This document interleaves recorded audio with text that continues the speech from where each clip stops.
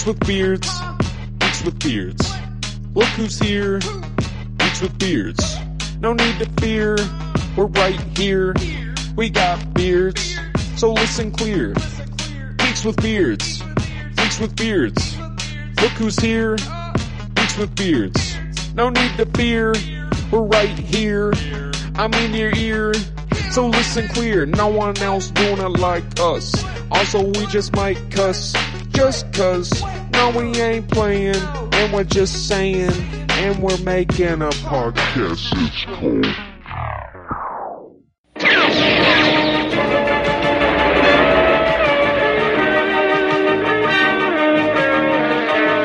The Transformers, more than meets the eye. Autobots wage their battle to destroy the evil forces of the Decepticons. The Transformers, robots in disguise. The Transformers, more than meets the eye. The Transformers. Welcome all you geeks out there. This is the Geeks with Beards podcast, coming at you with a new episode this week. And today we'll be covering the 2019 IDW comic Transformers 84, number 0. Before we get into that, Sean, have you read anything good or done anything cool since our last episode? I have read something. Hell yeah. Yeah, one of our listeners, a friend of the show, Autumn. Okay, yeah. All right. Well, I've had a little bit of conversations with him, yeah. Exactly. Heck She's yeah. cool. Heck yeah. She's a huge comic fan as well. She suggested that I read one of the Absolute comics, so she said Wonder Woman was her favorite, so I read the first issue. Okay. It's actually pretty good. Okay. So what's going on is, like, it starts out, I don't know if this is like a city in the DC universe or if it's just made up for this. Mm-hmm. It's called Gateway City Coast, so I guess it's like a combination of Coast City and just... That'd be interesting. Okay. Yeah. All right, well, it starts out there.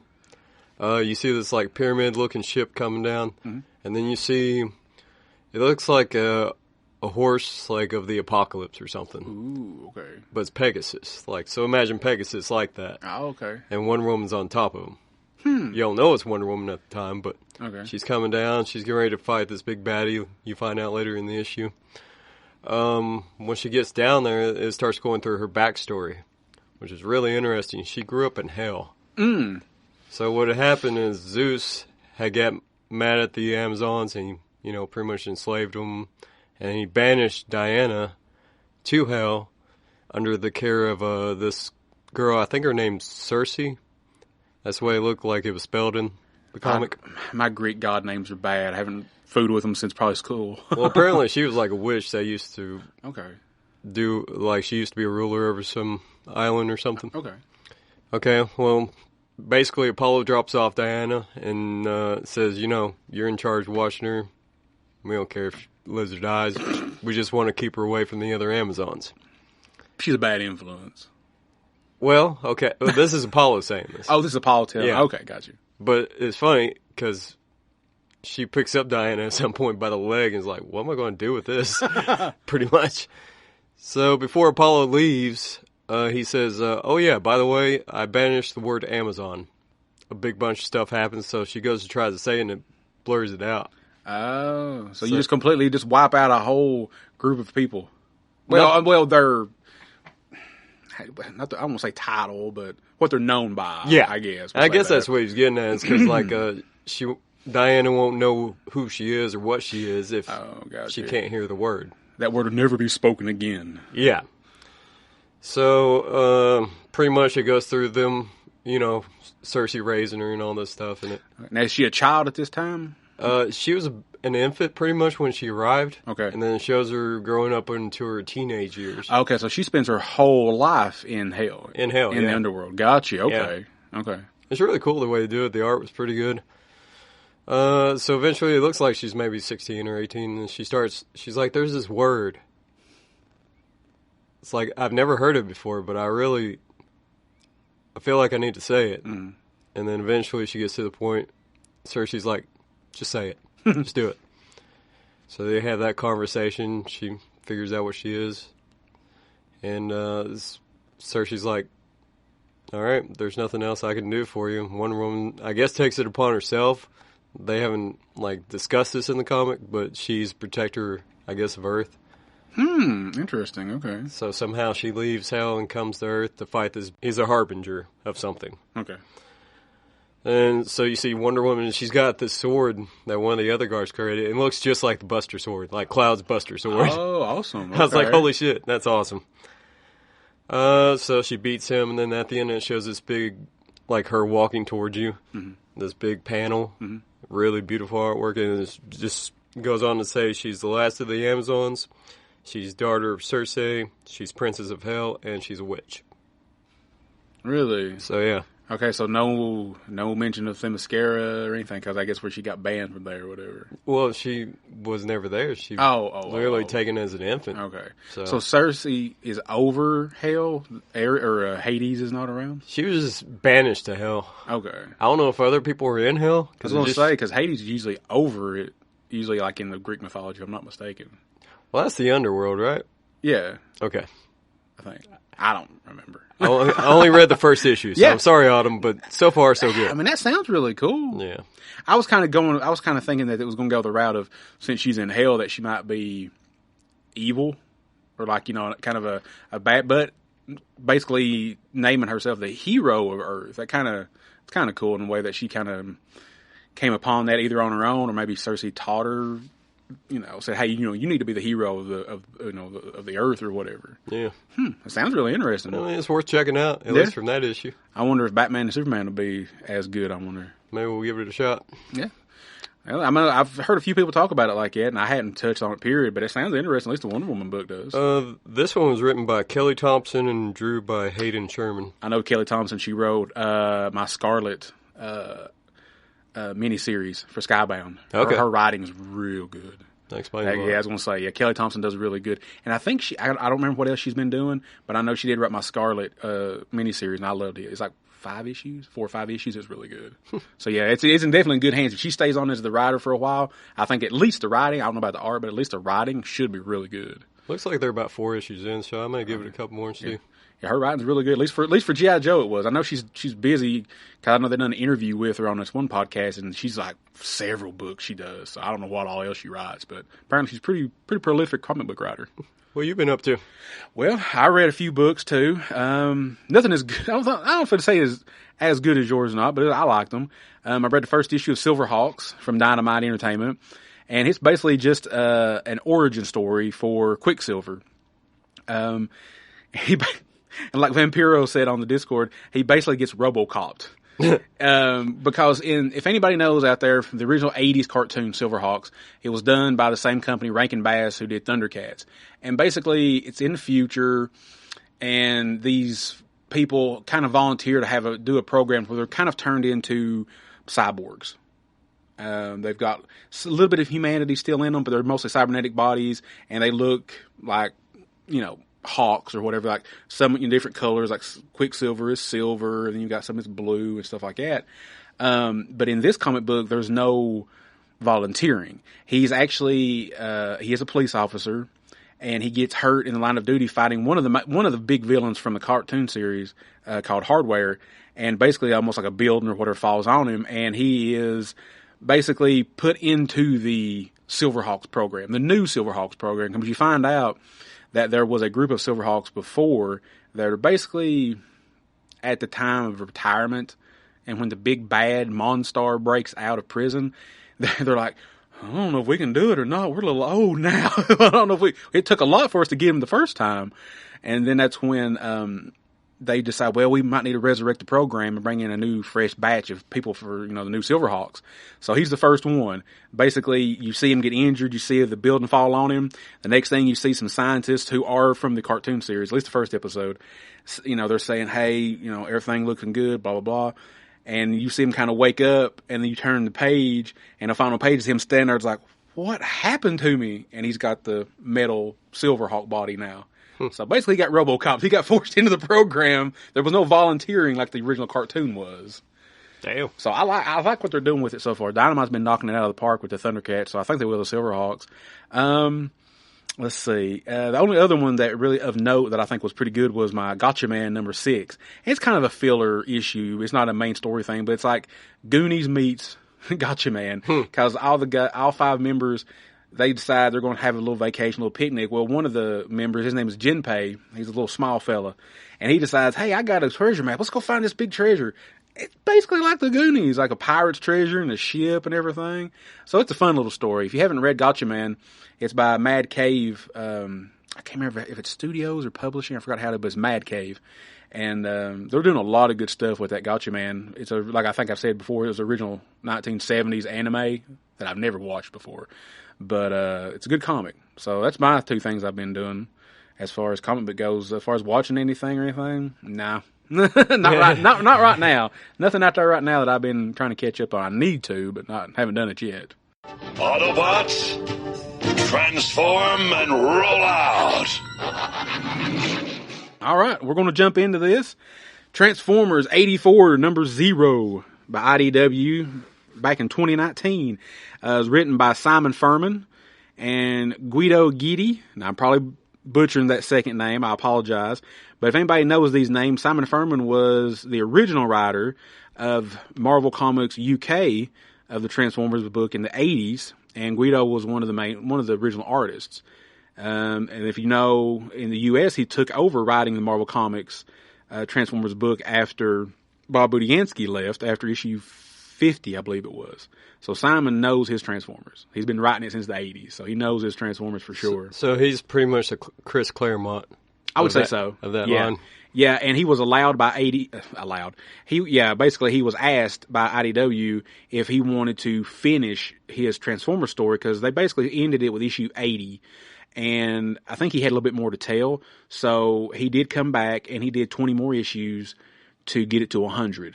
And it was called Regeneration 1. And it basically finishes out his story that he wanted to finish. And it's really good. If anybody has ever read it or heard of it, it's worth picking up. It's about 21 issues, I believe. So It was really good. So yeah, he definitely knows his Transformers for sure. So this is essentially a prequel to that This line. is a prequel. This is the 0 issue, and then they did 4 more issues, a little mini-series called Secrets and Lies, that picks up basically right where this ends. And it is a prequel to the original 80s U.S. comic book. So this shows you basically the events before they crash land on Earth 4 million years ago and everything like that. So, and like I say, it's a little juicy. I think I like what Simon did here. He does some stuff to some characters. You're just like, what? Yeah. Because this era of these characters is drastically different than what we know of them, like what Michael Bay did with them and stuff like this. This era, there was a little bit more just black and white, good, evil kind of in these people. So this one flushes out some stuff. You're just like, I can't believe they did that, but it's interesting though. So with that, let's jump into it. We open up with one of my favorite Transformers from the 80s, Punch. And basically he's talking to the audience. He says, secrets and lies are his stock and trade, saying everyone knows. You know, we all know about Cybertron. Everybody knows about the Great Civil War. He says there's things you don't know. Let me fill you in on what you don't know. So basically, you don't get a narration by him, but basically he is the one that's telling this story. He kind of bookends it. He opens it and he'll end it on this issue.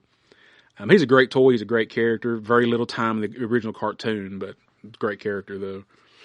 So yeah, we're watching the art being built on Cybertron, and we get to see a few Autobots and characters that we know. We get to see Wheeljack, Perceptor, Quick Mix, who was a Target Master Junior, a couple of Micromasters. They're working on the Ark, and when Optimus is standing there, and he's telling the Autobot Council that Megatron is the real threat. Because we find out here, and I don't remember, again, this is a prequel, so I don't remember if this was mentioned in the original comic book. It's been a long time since I've read it. But Cybertron has been knocked out of its orbit. And it's on its way to be basically thrown into like a kind of like a meteor shower kind of thing to be destroyed or whatever. So it's almost like a Krypton situation. Kind of, yeah. That was the vibes I was That getting. was never in the cartoon. And like I said, I don't remember if anything was mentioned in the original comic book, because that's 80 issues. I don't remember 100%. But I think this might have been originally put in there for this prequel. So, but everybody's worried about that, and that's why the council believes Optimus and the Autobots are building the Ark. But Optimus tells him, he's like, look, Megatron's the real threat. We need to be worrying about Megatron. He's already attacked another city called Stanix, and he's defeated and killed several Autobots. And you get to see that in there. Like, he's blasting these Autobots away. And the council tell Prime is like, look, Megatron will be dealt with. We've got measures. We'll deal with it. And Optimus is like, we haven't done a good job so far. What makes me believe you're going to be able to defeat Megatron? We haven't done it yet. And the council look at Optimus is like, well, if Megatron is the bigger threat, and he tells the council, hey, measures are being made to get Cybertron back in an orbit where it won't be destroyed. So the council asks him, well, if that's the case, then why are you building the Ark for? Because that's the whole purpose of building the Ark, is to get people off the planet and see if we can figure a way out to save the planet. But yet Optimus is like, oh no, we've got some people that's already got it figured out. We'll get Cybertron in another orbit, that way he won't be destroyed. So again, little fib number 1 by Optimus Prime to the council. Optimus is a liar. We'll get to it here in a little bit. So basically he tells them, he's like, yeah, look, we've got plans to get Cybertron caught in the gravitational pull of Ursa Major. And then that's when they're like, well, then why are we putting all the resources into the Ark if a plan's been made? Why are we still building it? And again, Prime kind of gives this little bit of an aggravated, annoyed look at him when they say that to him. He's just like, it's like he's not telling them everything. And now we get a little switch here, and we switch to Earth in the year 1017 at Stancham Castle, where Vikings are attacking, trying to seize the English throne from. Let's see if I can pronounce this right. Gannet. I think I'm bad about that. But he's another Viking, but he's like the English king or whatever of that castle. It's like just a little backstory thing. So then we see that later that night, 2 more Autobots show up on Earth in the year 1017. Fastlane and Cloudraker, the Autobot clones. Okay. Yeah. I've got a complaint here. I've got 2 complaints. One's with the comic. And we just started. I know. First complaint. Okay. They look like modern jets. Fastlane and Cloudraker. Yeah. Cloudraker. Yeah. Yeah, Cloudraker, yeah. Yeah. They look like... That's their Cybertronian modes. They look just like ours.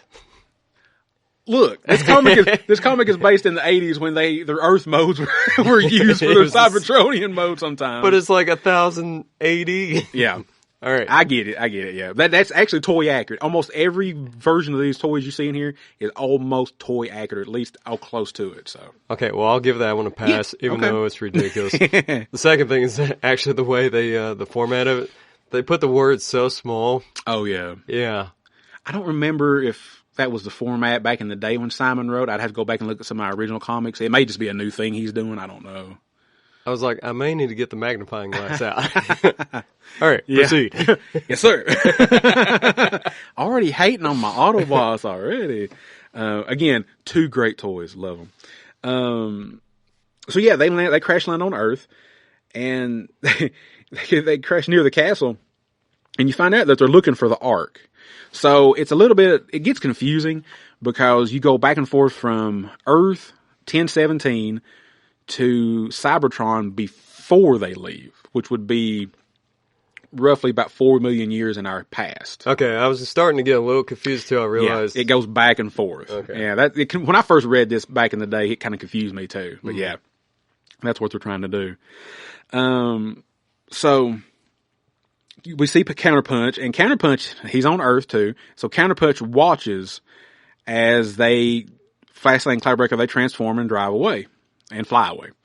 And then we should go back to Cybertron. Several Autobots, they're pretty excited and they're enthusiastic because they're looking at the Ark. Because most of these Autobots have never seen a ship this large. They've never left Cybertron, I don't believe. So they're pretty enthusiastic. Bumblebee's one of them. Prowl's there, Jazz is there, Wheeljack, Brawn. Basically everybody, almost every character from the original cartoon season 1, the Ark crew, is in this picture. That's cool.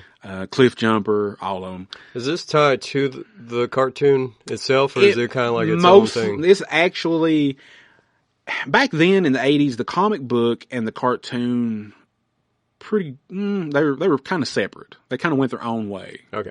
There were parts that here and there they kind of kept together, but the comic book was definitely a little bit more for mature children, to where the cartoon was, like everybody says, basically a 30-minute toy commercial. But they were actually kind of separate. But this goes with the comic book, not the cartoon. But, a little bit of both. Because like I said, both comics and cartoons share some stuff here and there. But yeah, so they're excited to see the arc. It's almost complete. It's almost built. And they're all talking amongst each other. Oh my God, I can't believe it. You see how amazing this is? And we get to go on this mission, this exploration mission. And while they're all talking, Optimus is standing in the background. He's standing behind them.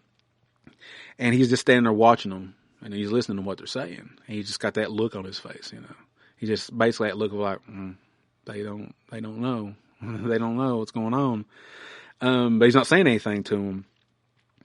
And Ultra Magnus tells Optimus, he says, you know what, Prime? He's like, I understand why you wear the visor, the face mask.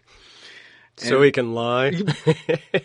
Ultra Magnus looks at him, he says it hides a multitude of misgivings. Optimus just looks at him.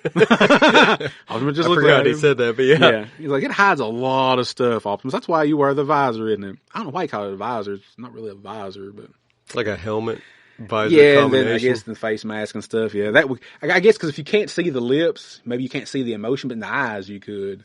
Yeah. Magnus is like, you hiding shit. Yeah, pretty much. Because at this time, and this is what's really cool about this comic book, is in the cartoon, you only got to see Ultra Magnus and Optimus together like twice. In the 1986 movie before Optimus dies, and the last 2 or 3 episodes of the series in like 1987. So it's cool to see them here, like before the stuff happened, before Autobots ever even get to Earth.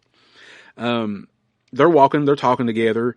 And Optimus tells Ultra Magnus, he's like, basically kind of a hypothetical, I guess you could say, but not really. He says, if something was to happen to me, he's like, I believe I could trust you to pick up and lead Cybertron after I'm gone. And Magnus kind of just looks at him. He's like, it's like, if I didn't know any different, I'm thinking you're not planning on coming back from this. And Optimus, they're just, he didn't say anything. Optimus kind of looks at him. You see off to the side in the shadows, you see Punch standing there. And Optimus kind of glares over and kind of looks at Punch. And you find out Punch is reporting stuff to Optimus. Him and Optimus are working together in secret. Because that's what Punch's job is. He's a double spy. You find out later in the comic book, he can become an Autobot. And this is a toy too. He can be an Autobot and a Decepticon, both. And it's weird how neither one of them know. He got the same car mode. Only difference is his way robot mode looks like, but nobody's like, well, no, fuck, that car looks as much like the other one. And his name's different. Not by much, but it's a little different. But yeah, so Magnus tells Prime, he's like, if I didn't know any better, he says, I believe you wouldn't be planning on returning back. And like I said, they're walking together. Optimus sees Punch standing in the shadows. Then we cut to one of the very few moments in this comic to the Decepticons. And we cut to Megatron, and he's talking to a robot named Counterpunch. And Counterpunch is the Decepticon personality of Punch. This is like the Superman Clark Kent glasses moment. Kinda. He does. Wait, no, this is Counterpunch. He does look physically different. He does look different. He does look different. Yeah. It's just funny he didn't change his name to something completely different. And it's funny because with a toy, basically all you have to do is you transform it in robot mode. You take the Autobot arms and shift them up, bring the Decepticon arms down. You flip a little visor back, and Decepticon on one side, Autobot on the other side. Wow. I thought it's 80s toy technology. But so yeah, Megatron's talking to Counterpunch, and he's telling him, he's like, you've done a great job discovering the Ark. So he's, like I said, double spy. So he's technically he is an Autobot, but he also pretends to be a Decepticon as well. And he's like, Megatron tells him, you've done a great job discovering the Ark. And once the Autobots are exhausted clearing the asteroid field, the Decepticons will attack. And if anybody knows from the original cartoon, when they leave Cybertron, the Autobots on the Ark do have to clear a path through an asteroid field before they get destroyed. And in the process, the Decepticons on their ship, the Nemesis, follow them. And then they do a tractor beam and they board the Ark and boom, boom, fight, and that's how they crash land on Earth. So that's kind of what he's talking about right there.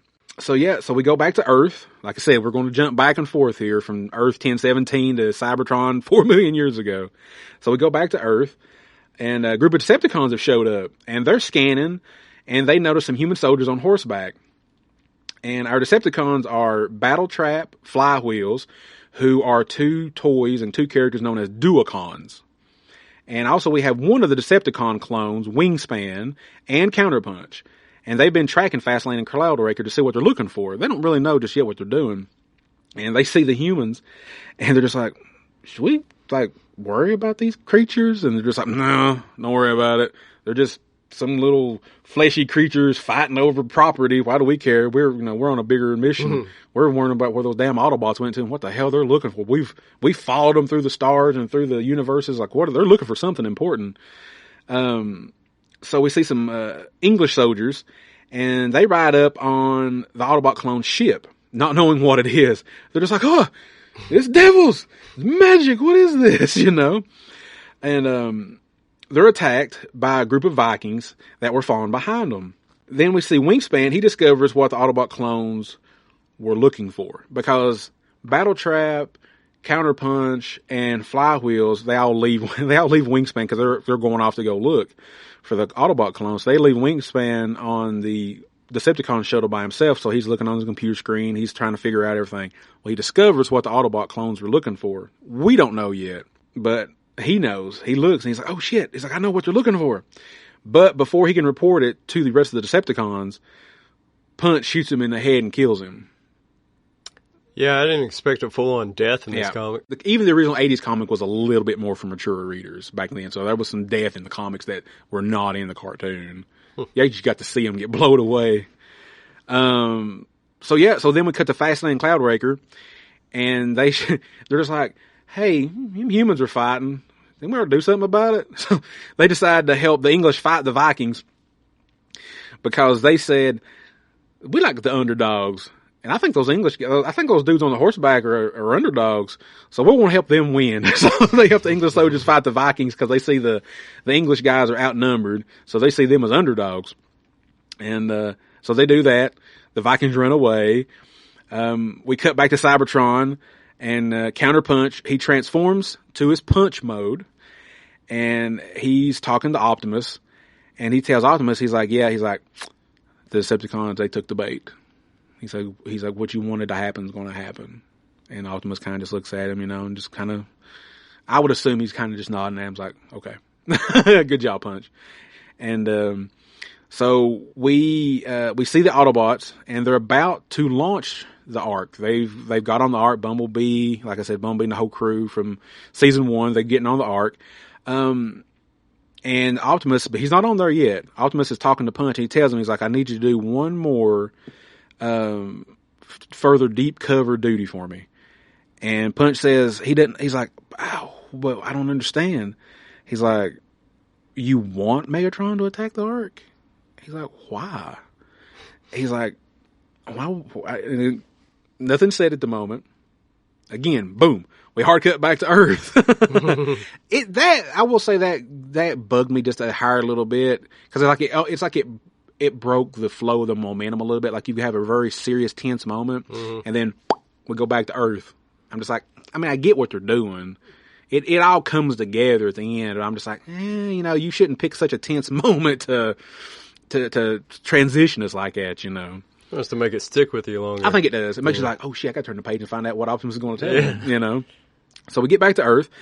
The other Decepticons, they come back, and they see that Wingspan is dead, and they're basically just like, what the hell happened?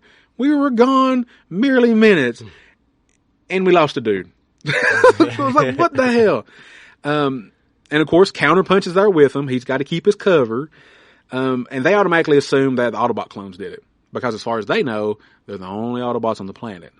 Because like I said, Punch/Counterpunch, he's so damn good at his job, they ain't got a clue he's really an Autobot in disguise. They have no idea. So they're pissed. They're mad. So they fight. They end up finding the clones. They get into a big fight with them and everything. And Cloudbreaker ends up getting injured. He ends up getting shot down. So after that happens, boom, we go back to Cybertron again, and we see that the Ark is getting ready to launch. And they have launched. They are, by this time, we don't see it, but by this time, they have cleared the asteroid field. The Decepticons have followed them through the gap on the Nemesis. They have tractor beamed onto the Ark. They have boarded the Ark. And like in the first episode of the cartoon, they have got into a fight on the Ark. Whatever Decepticons are on the Nemesis have got on the Ark. And they're fighting. And Prime says, and he says this to himself, he says, though we may die, at least our enemies are going to be taken with us. There's a lot to unpack here. There is. Because that was never ever said in the original show or the comic books. He's very, We find out what his plan is, and when I first read this, I'm just like, what the fuck, Simon Furman? Why would you, what? Don't, no. He's like, fuck it, we'll take them all. Yeah. Yeah. I think Optimus has a Magneto moment for a second, kind of for a second there. He seems to have some kind of complex at this point. Yeah.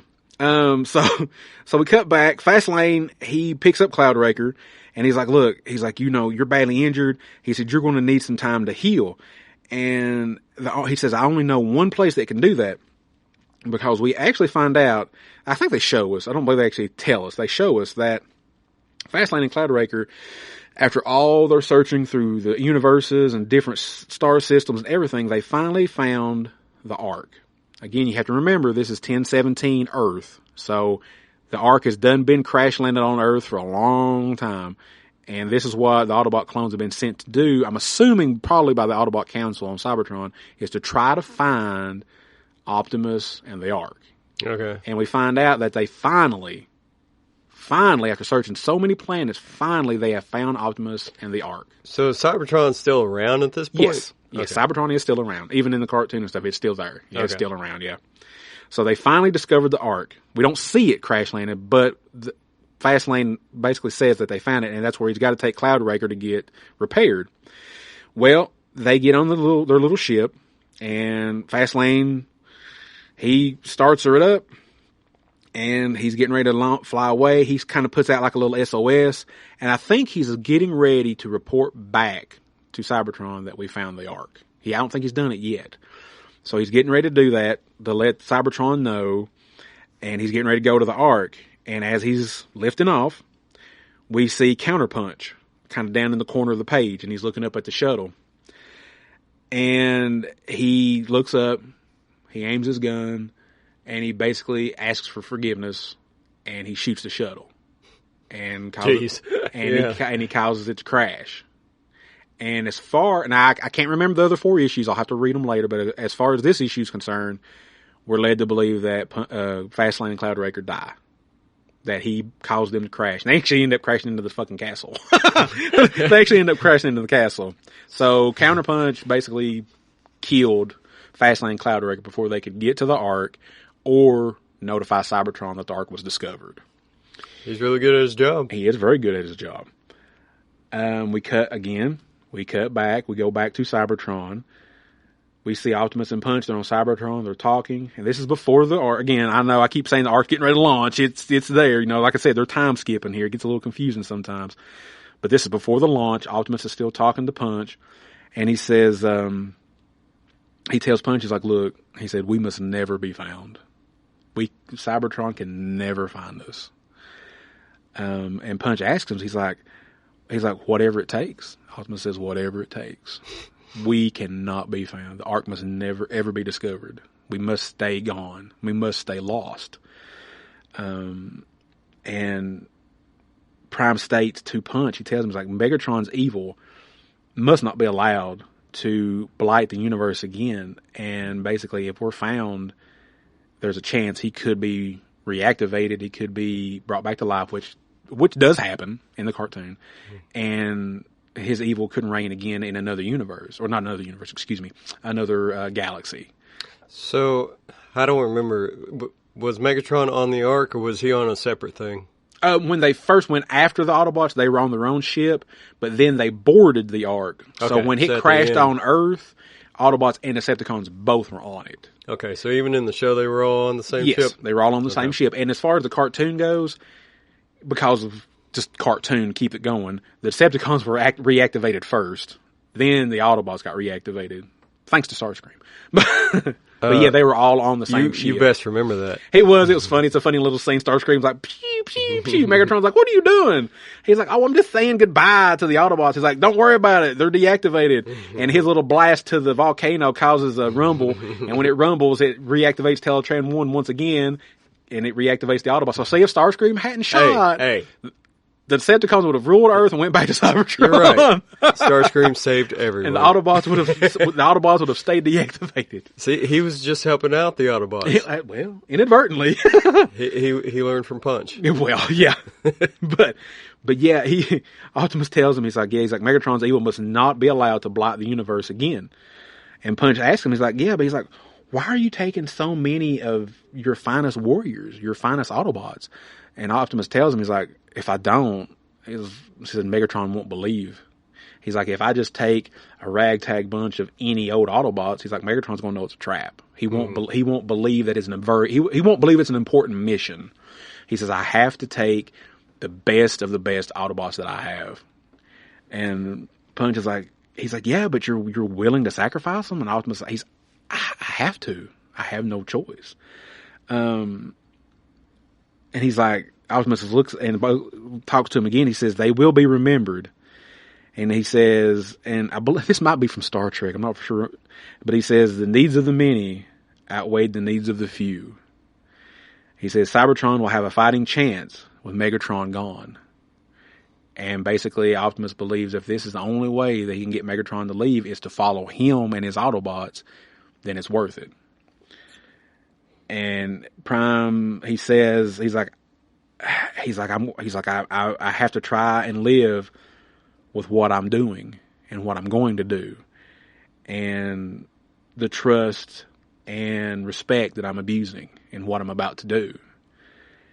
And Punch ends the book, this issue. He ends it. He looks at the audience once again, and he ends it. And he says, secrets and lies, my friend. He says, when you tell a secret and a lie, he's like, war is dirty business. And he's like, nobody, and I mean nobody, comes out clean in the end. So he's pretty much saying, hey, Optimus has got flaws too, man. Yeah. And that's the end of the comic. And basically what you take from that is Optimus is taking himself, his Autobots, Megatron, and what Decepticons, it won't be all of them, but what Decepticons he takes with him. And he's planning on it being a suicide mission. He has that's why he tells Punch that we must never, ever be discovered. That's why Punch killed Fastlane Cloudbreaker, because they were about to report back, and Cybertron would have sent more shuttles to bring the Ark back and the Autobots back. So Optimus planned on a suicide mission to kill himself and his Autobots and Megatron and his Decepticons to save Cybertron. He believes sacrificing himself and a few Autobots was better than possibly letting Megatron keep going and the war keep going and possibly the whole planet being destroyed. Yeah, but it wasn't really like a suicide mission. It's like a hibernation mission. Well, Optimus planned on him dying. That's why he was going to basically Optimus in this comic, Optimus purposely crashes the ship because you see him grab the throttle. Oh, so he crashed it so that he purposely crashes the Ark. He plans on him not making it back. So basically, it is kind of a suicide mission. Okay, well, on Optimus's part. Yeah, he purposely crashes it. That's kind of messed up. Yeah. And that's basically, that was his secret and his lie. That's an abuse of power. Yep, that's what he said. He said basically nobody knew what he was going to do. Nope, that's what he says. He's like I'm going to have to learn to live with what I've done and the trust I've abused. Because all the Autobots looked up to him. He was Optimus Prime. He was their leader. They trusted everything he said and every move he said to make. And they believed him when he said, basically, look, we have to leave Cybertron on this exploration mission to try to basically, find a way to save Cybertron and stop Megatron. But what they didn't know was as far as Optimus was concerned, it was a one-way mission. They were giving their lives and didn't even know it. Some would call this a war crime. Well, maybe. I'm going to take my soldiers. I'm going to take your soldiers. We're just all going to die on this ship. And see, Megatron had no idea. Which he planned on killing them anyway. He was just going to. Yeah, but he's just dag nasty evil. Yeah, he's just evil too. So So that's why I said in the Facebook post of like that, I thought this was juicy because for this era Optimus Prime, even in the comics, I don't think he was like this. I think they tried to keep it as virtuistic as they could. So for this era Optimus Prime, this is a very dark side of Optimus Prime that we didn't see until later in the franchise. Dark side of the Prime. Yeah. So yeah, basically Optimus, he's gonna kill himself and some Autobots.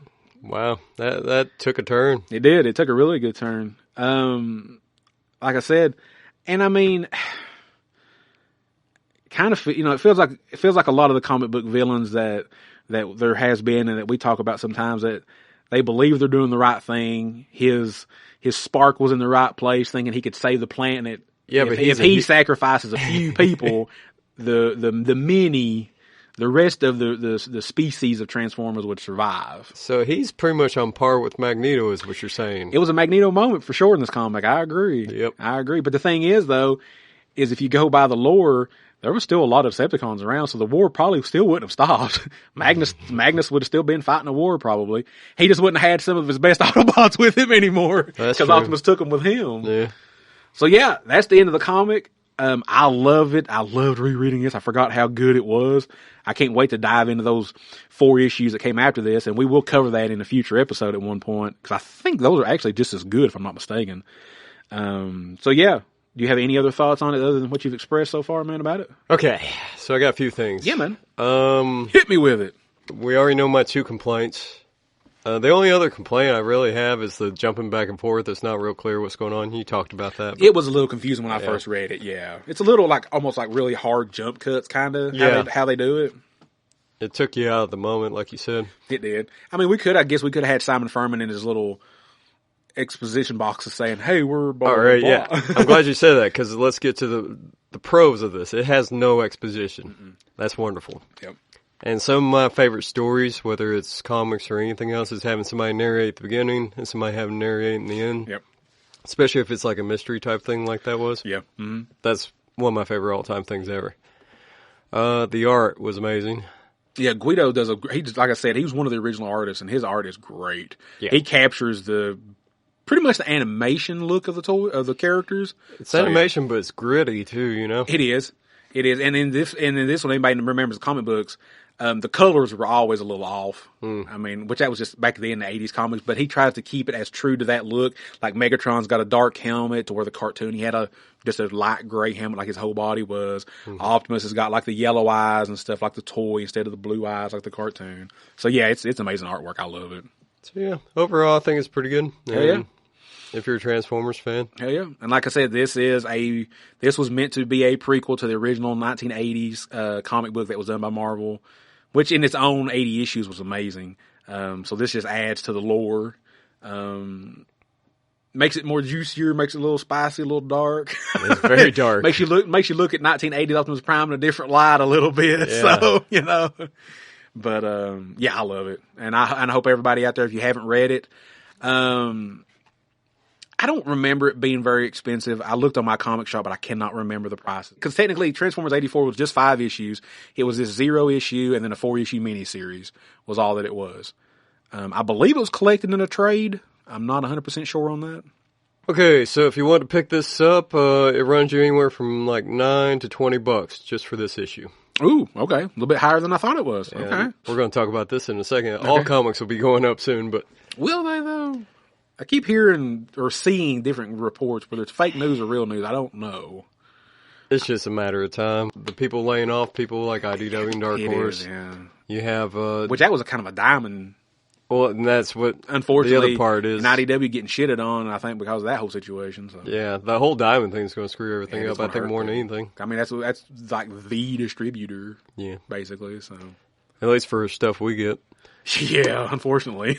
He's brilliant for a flesh creature. Especially since he has done more in 2 days than you have in 2 years.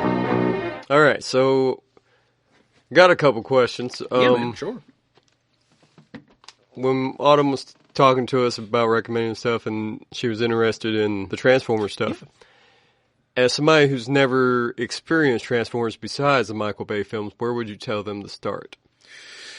Oh, Lord. If there was just one thing you could show them, it's like... That's a hard thing to do, though, man, because in the 40 years of Transformers, there's been so many animated series, which means different canon, different lore. God, I don't know.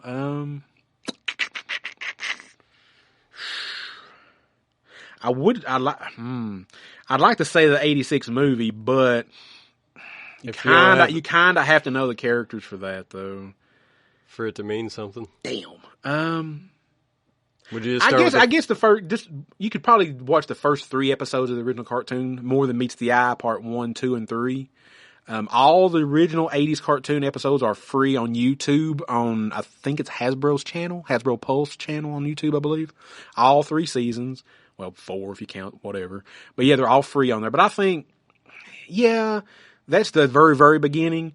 I know Autumn said that she loved the 2000 anime car robots, which got brought over here in 2001 as Robots in Disguise. Mm-hmm. I love that cartoon as well. It's great. It was one of the first times in animation form that the Transformers got brought back into the Autobots being vehicles, and we're getting the Autobots back. So that's a really great cartoon. But yeah, if you've never ever watched Transformers, and again, it is the 80s, so you know, it's going to be a little, people's going to be like, ugh. You know, might think it's a little silly maybe, but. I will say, out of all the 80s cartoons we've watched, with the exception of Ninja Turtles, it's probably the least offensive. I mean. As far as like being like hard, like cringy. Oh, yeah, no, they were, I mean. I would consider He-Man at the top. He-Man was wholesome. Then G.I. Joe. I will say one thing about the 80s cartoons, and you can call it a rant, whatever you want to call it. I don't feel like, for me, as in the 80s cartoons, yes, they were basically 30-minute toy commercials. Everybody knows that. But I feel like they had really good stories. The action was really good. And I don't feel like, and I've said this before, I don't feel like they were cartoons who talked down to children. I feel like they were at times goofy, yes. But I feel like also at times they were actually kind of intellectual, kind of a little highbrow sometimes with some of the stuff that they did and what they said. But overall, they definitely were just to catch a child's attention, to say, hey, Mom, I want to go to the store and buy that toy. But Transformers, the biggest offense that Transformers can do, and it just has to do with the business at that time, was there are animation errors sometimes. Oh, yeah, colors, that's not a big deal. Yeah, colors are off and stuff. But the voice acting is amazing. You got such a great cast. But yeah, I guess give the first 3 episodes of the original cartoon, just give them a watch.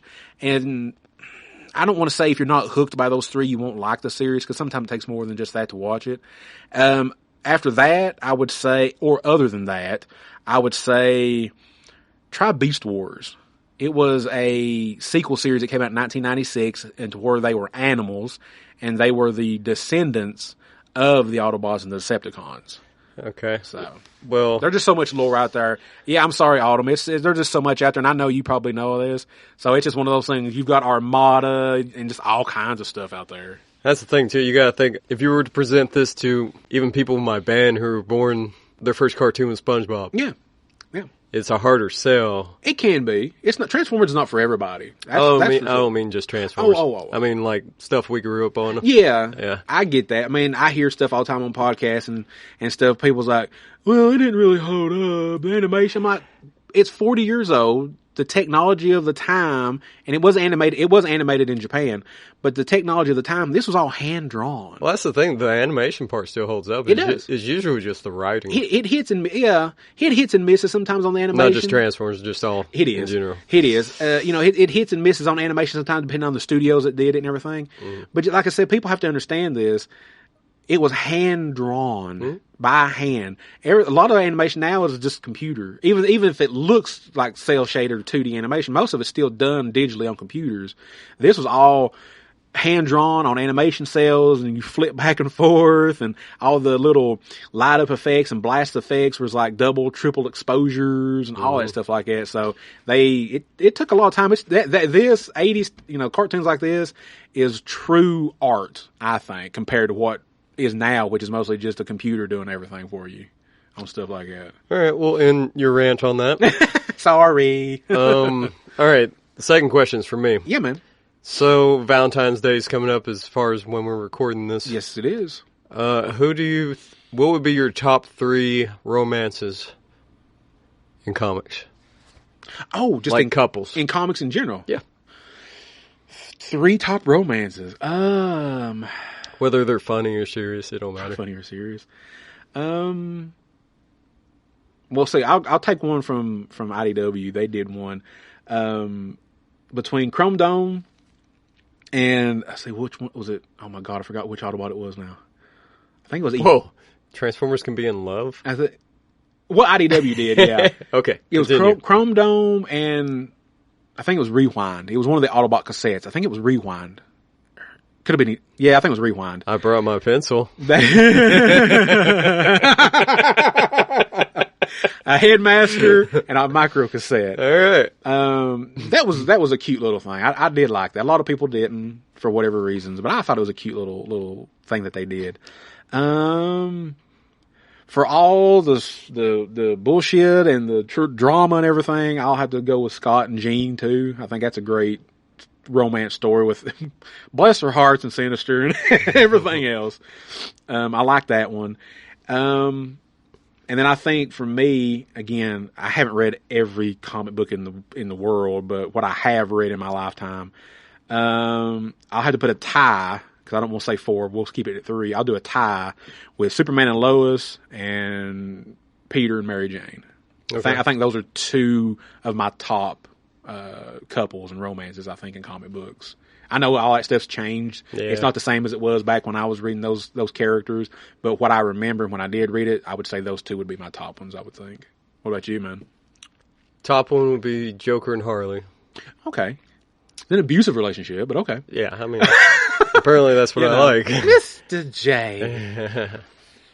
But it's like the relationship that shouldn't work, and somehow it keeps going. She put all the effort into it. Yeah. I'm saying. I'm sure my wife gets that too. So, the second one would be probably Batman and Catwoman. It's not supposed to be. It is, yeah. Now, again, this may be a silly question to some people, but to me, I don't know. Did they officially ever get married, Bruce and Selena? Well, I got an invitation that said they did. Okay. But I haven't read those issues yet. So, okay. I don't know if they officially got married or if it was just like a ceremony, like fake ceremony type thing. It is something in the comics that when I did read Batman, I always hoped it would happen. And I always liked their little back and forth, the little playful back and forth and stuff. All right. And the third one is Deadpool and what was the girl's name from Hell? The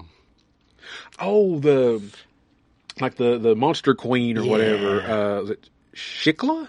Or something like that? Was that her name? Shikla or something like that? I don't remember. Or are you talking about Death? He had a relationship with Death for a little while. Well, that one's pretty good too, but no. Okay. I'm talking about I think it was Shikla, I think was her name. That was phenomenal. Her and the little shark. Yeah, that was freaking entertaining and shit. But she ended up... Because he took her away from Dracula, didn't he? Didn't he take her away from Dracula? He totally stole her. He stole her from Dracula. But then I think she left him and went back to Dracula. Well, she made him think he was stealing her. Oh, right. She was just kind of using him. Poor Deadpool. Bless his heart. That was when Deadpool was really awesome. It was good, yeah. I don't know about nowadays, but yeah, it was really good. Yeah, may have to check some of those out too. Yeah. All right, so that does it for questions. Do you want to say, I don't know if we talked about this last episode, we started putting out toy reviews. Oh, we did. Yes, we have. We got about... How many episodes we got out now? About 3, 4? We released the third one today. Ah, awesome, yes. This morning it just went out. Hell yeah. See, the first one was... We covered the McFarlane Superpowers manga Batman action figure with the McFarlane Superpowers Batmobile, which is a great little video, great toy, great vehicle. Our second episode was Sean's Superman and Doomsday 2-pack figures that he had from, was it the 90s or early 2000s? It was the Death of Superman. Death of Superman, okay. It came with the trade paperback. Okay, it's great. Those are great figures. They feel kind of like DC Direct figures in a way, like there is articulation, but like not over-articulated. But you could almost put them on, and they come with stands. You could put them on stands, and if you didn't pay real close attention to the joints, you'd be thinking they were statues. Yep. They look that good. The sculpt is that good on them. And then the recent episode we just dropped, episode 3, covered Machine Wars Transformers, Starscream, which if anybody remembers Machine Wars, it was a short-lived toy line for KB Toys in the 90s. It came out at roughly the same time as Beast Wars did. Hasbro was kind of seeing if they could capture the vehicle love again after G2 with Beast Wars. It was short-lived. You only had about 4, 5, 6, about, say, 8 or 9 figures probably altogether. Most of them were all recolors or redecos of European G1 toys. So yeah, we've been starting doing some toy reviews. I hope you guys enjoy those as well. We're going to keep trying to get a few of those out here and there. Between Sean's got some toys collection, I've got a toy collection. Lord, do I have a toy collection? So, and there's no particular order, honestly. We thought about doing it to kind of coincide with our books, but then we're just like, we'll just, Sean has a busy tour schedule, so. Hey, Sean's got a busy life.